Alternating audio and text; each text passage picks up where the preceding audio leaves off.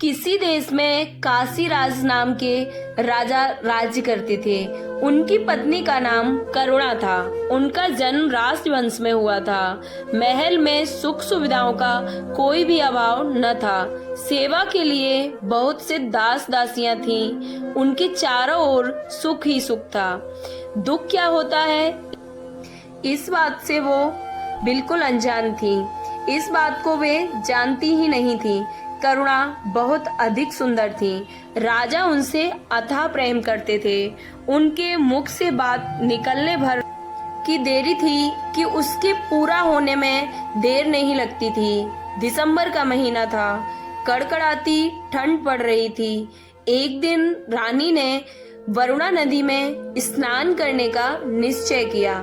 राजा ने भी आज्ञा दे दी कि वरुणा की ओर जाने वाले सारे मार्ग अब रोक दिए जाएं और सभी घाट खाली करा दिए जाएं। राजा का आदेश होते ही सभी मार्ग रोक दिए गए। नदी के तट व घाट निर्जन हो गए। जो लोग घाटों के पास झोपड़ियां बनाकर रह रहे थे, वे भी अब उन्हें छोड़कर चले गए थे। अब वहां केवल पक्षियों का कलरव सुनाई दे रहा था। रानी अपनी सखियों के साथ घाट पर पहुंची। वरुणा नदी के तट पर उनका हास परिहास गूंजने लगा था। उस समय पूर्व दिशा में सूर्य उग रहा था। रानी ने अपनी सखियों के साथ नदी की झिलमिल करती हुई धारा में स्नान किया। पानी तो बहुत अधिक ठंडा था। ठंडे पानी में स्नान करने के कारण रानी अब बुरी तरह ठिठुर गई थी और थर-थर कांपने लगी थी। उन्होंने अपने कपकपाते होठों से कहा, मैं ठंड से मरी जा रही हूँ। जल्दी से आग जलाओ और मेरे प्राण बचाओ। रानी की आज्ञा पाकर सखियां पास के जंगल से लकड़ियां लेने जाने लगीं। तभी रानी ने कहा, इतनी दूर कहाँ जा रही हो? देखो पास ही कितनी सारी घास फूस की झोपड़ियां हैं। इसी में तुम आग लगा दो। किसी तरह इस ठंड से मुझे छुटकारा तो मिलेगा। यह सुनकर एक सखी ने कहा, महारानी ऐसा ना करें। यह झोपड़ी न जाने किस गरीब की होगी। इसमें न जाने कौन यति या सन्यासी रहता होगा। झोपड़ी के जल जाने से वह निराशे हो जाएगा। इस ठंड में वह बेचारा कहाँ जाएगा? दासी की बात सुनकर रानी को तो अब क्रोध आ गया था। वे चिल्लाकर बोली, दूर हो जाओ। घास फूस की इस पुरानी झोपड़ी की तुम्हें इतनी चिंता है और मेरी कुछ भी नहीं। मेरी आज्ञा का तुरंत पालन करो। रानी की हठ देखकर सखियों ने झोपड़ी में अब आग लगा दी थी। झोपड़ियां तो धू धू करके जल उठी थी। आग की लपटें आकाश छूने लगी। नदी के किनारे खड़े पेड़ और पेड़ों पर बैठे हुए पक्षी कोलाहल करते हुए आकाश में उड़ गए।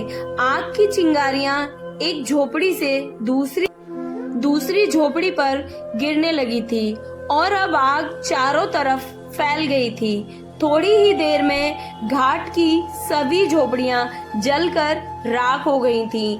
ठंड से कांपती रानी को अब आग की लपटों से कुछ राहत मिल गई थी। आग की लपटों की गर्मी बहुत अच्छी लगी। आग तापकर रानी अपनी सखियों के साथ हास परिहास करती हुई राजमहल में वापस लौट आई। अगले दिन महाराजा काशीराज अपनी राज्यसभा में न्याय शासन पर बैठे ही थे कि जिनकी झोपड़ियां रानी ने जलवा दी थी, वे राजा के दरबार में आ पहुंचे थे। रोते हुए रुंधे गले से उन्होंने राजा से अपनी दुख भरी कहानी सुनाई। राजा ने उनकी बातों को ध्यान से सुना और अपनी प्रजा की बातें सुनकर राजा का सिर लज्जा से झुक गया था।